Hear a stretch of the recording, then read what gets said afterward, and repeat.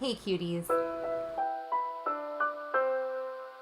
Welcome back to my channel if you're new. My name is Laura. Hi, hello, welcome.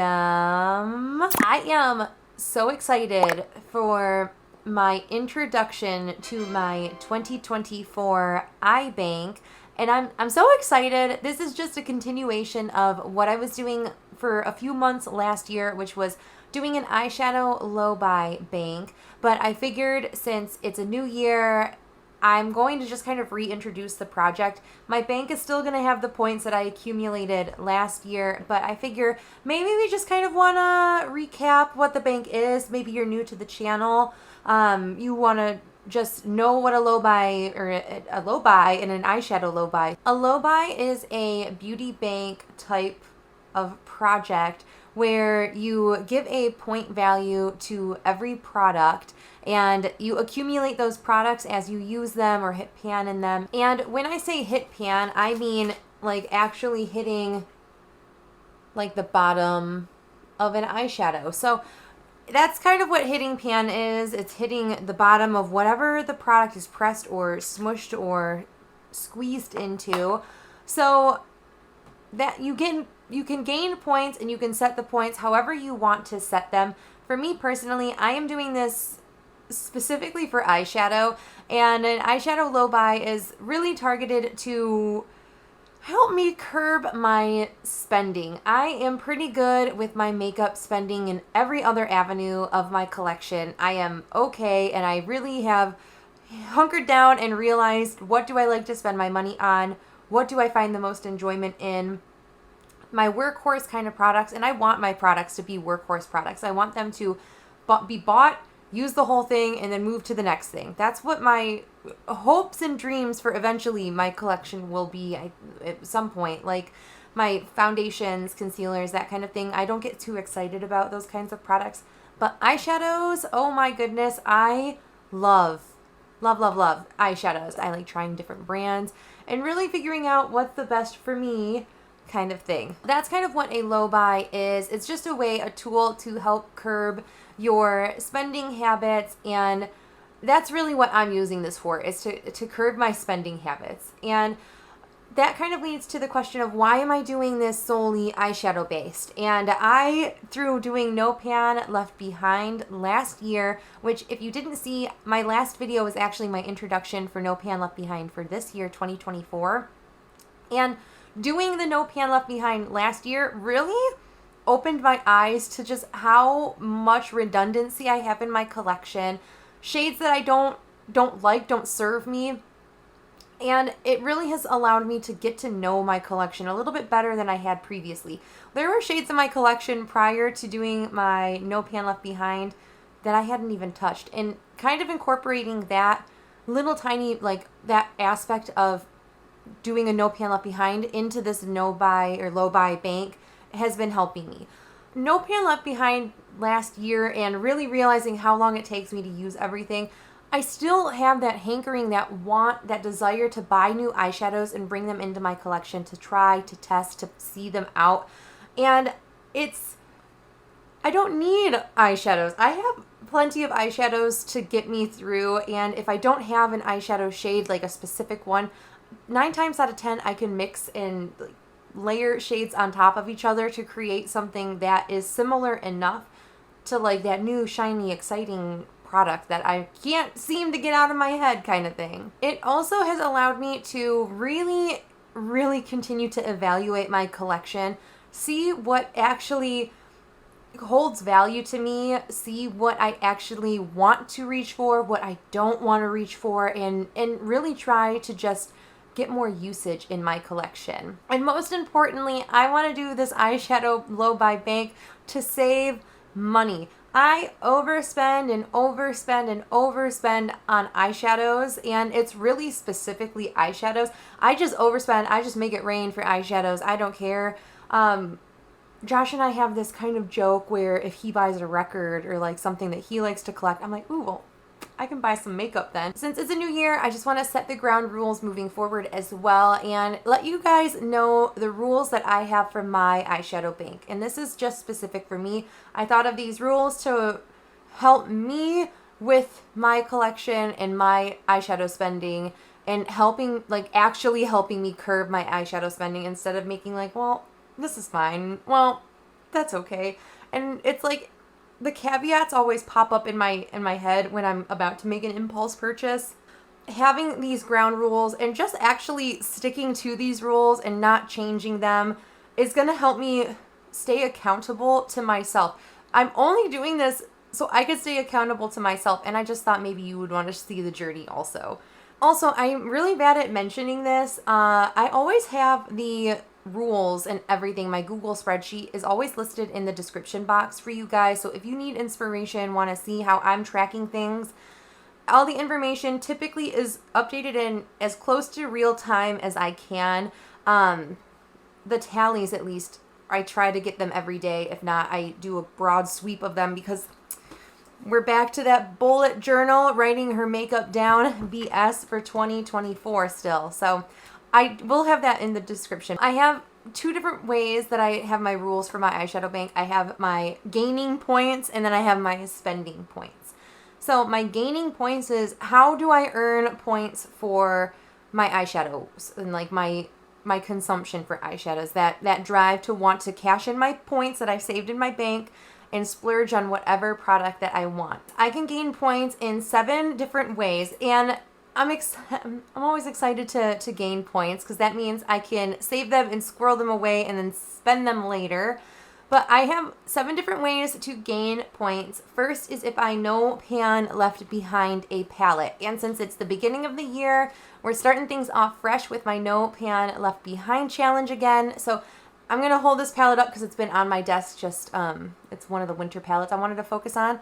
So if I am able to touch every single shade in a palette just one time, I only have to use it one time, and I touch every single shade in a palette, that's considered a no pan left behind, and I can give myself a point for just using my collection. In that same kind of wavelength, if I hit pan like we mentioned, and that right there is what I mean by hit pan, you can see that shiny little usage in the bottom of the eyeshadow. If I hit pan, I give myself 2 points for hitting pan. That takes a lot of dedication, honestly, to hit pan in an eyeshadow. It's not like these kinds of things happen overnight, unless you're like really digging in there, which, I mean, if that's your prerogative, whatever. Now, if I finish an eyeshadow like this guy here, this is from the Menagerie Feral palette. I finished that shade in 2023, but I give myself 5 points for completely finishing a shade of eyeshadow. And it's challenging. Finishing an eyeshadow pan is challenging. If you are someone that has a collection the size of mine, it can be very challenging to actually finish pans of eyeshadow. And I feel like I'm pretty heavy-handed with my makeup. Like, this is not something I would wear to work or anything like that. I'm heavy-handed when it comes to eyeshadows. And finishing eyeshadows is pretty challenging for me. So I can hit different usage milestones and gain points for my usage in palettes as well. If I reach for a single shade of eyeshadow 10 times, I get 1 point for reaching for a shade 10 times. That is my first 10 uses. I don't get a point for every 10 uses. So when I move to 25 uses in one single pan of eyeshadow, I get 2 points. So it's almost like I have to double my usage and then I get a point. And then after that, we go to 50 uses is the next threshold. When I hit 50 uses on a shade, I get 3 points.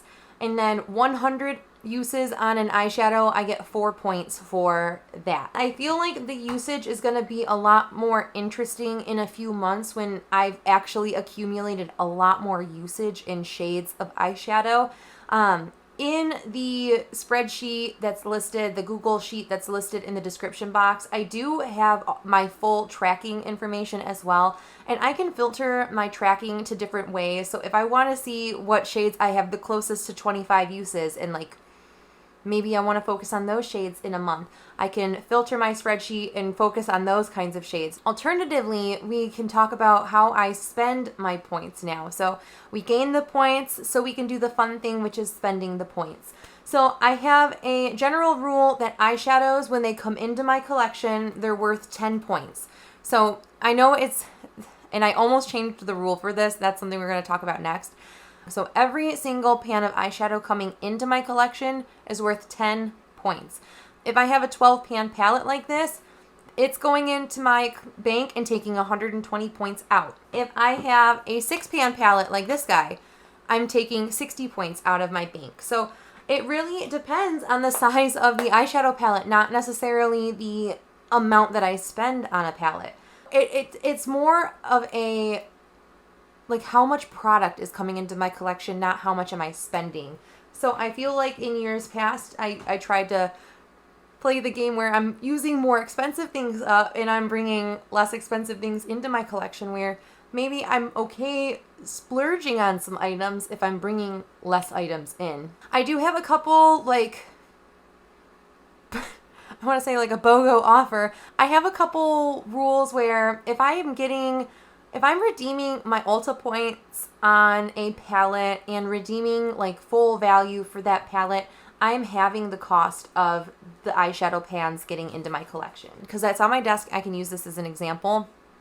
So if this was at Ulta and I was like, ooh, I have enough points to pay for this, and I end up purchasing this and using my Ulta points to cover my purchase, I charge myself half of the amount of points that the palette is worth. So a 6 pan palette like this would be worth 60 points. If I use my Ulta points to redeem it, I've magically cut the amount that I have to redeem into my bank in half. It's kind of like a coupon. It's almost like finding a coupon code for my own bank, so to speak. Still allowing myself to get eyeshadows, but not feel like I can never use eyeshadows because I have to pull them from my bank so much. The same thing is if I receive a gift that I am asking someone. So if I asked someone to purchase me this exact palette and I want this and only this thing, and they end up giving it to me, my points are halved as well. There are 2 ways that I can receive items into my collection where I do not have to redeem points.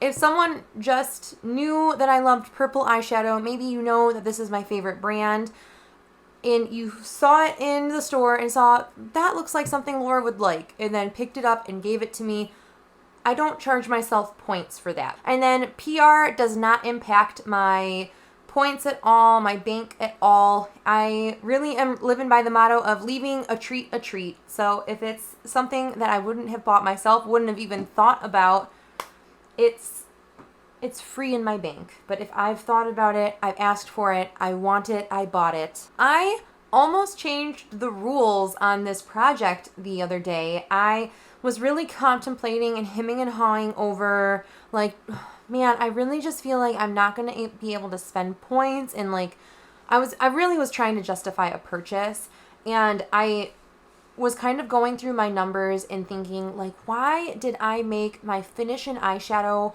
worth half of the points that an eyeshadow costs me to bring into my collection? And I almost went, I'm just going to double like my values. I'm going to make my finishing 10 points, like an eyeshadow for an eyeshadow, and then hitting pan is going to be worth 5 points. So I was going to increase everything almost by double.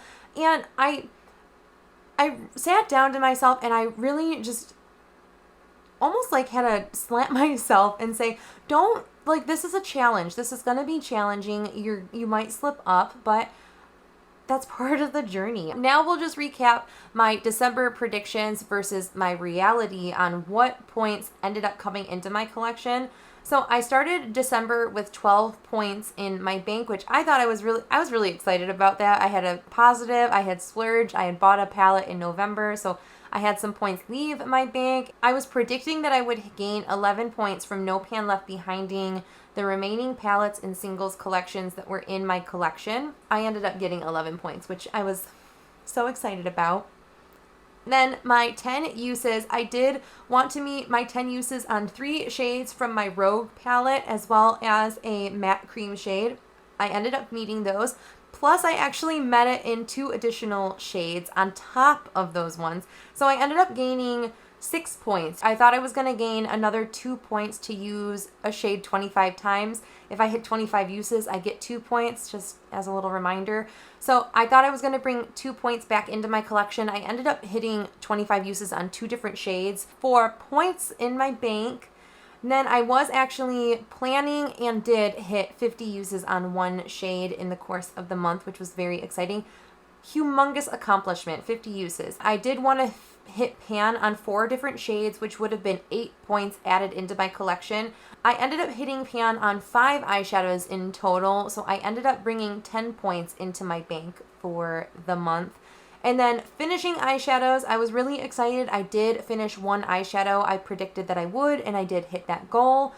So all in all, my predictions were 32 total points going into my bank for the month of December. And were you keeping track? Do you guys know? I surpassed my goal for points. I actually ended up bringing in 39 points into my bank. I am starting 2024 with 51 points in my bank, and I am so freaking excited about this. I'm just so happy that I was able to get the points up to 51. I have to gain a few more points to feel comfortable with where I am. I do want to go over my predictions for January because I do want to gain a lot of points. I really would like to surpass these. In January, I mentioned it in my No Pan Left Behind, which I will link in the cards, but I am planning on No Pan Left Behinding 3 palettes in my winter palette rotation. So that is a goal. I want to No Pan Left Behind 3 palettes. So that's 3 points right there. For my usage goals, I want to get 8 points in for my 10 uses, 8 shades. I can do it. I know I can. I have some lofty goals for the first month, but I know I can do this. I do want to hit 25 uses on 2 shades, bringing 4 points into the bank for those. Then I do want to hit 2 pans in eyeshadows. Have I decided what those are? No, but I want to hit 2 pans of eyeshadow in the month. Just started off strong. Then I do have hopes to finish 1 shade of eyeshadow, and I will give you a spoiler for the shade that I want to finish. I'm thinking I can finish this guy. If I'm focusing on the red that's in my Project Level Up, I can use this with it. In total, in January, I'm hoping to bring 24 points additionally into my bank. But that is it for my eye bank starting 2024 off. We do have like 4 months of doing this eye bank in like the spreadsheet already, so I have just a lot of tallies in there. Rather than starting a new spreadsheet, I figured I'm just going to keep it. Thank you guys so much for watching. I hope you guys are going to have a great 2024. I hope you guys are staying healthy, sane, and safe, and I will see you in the next video. Bye!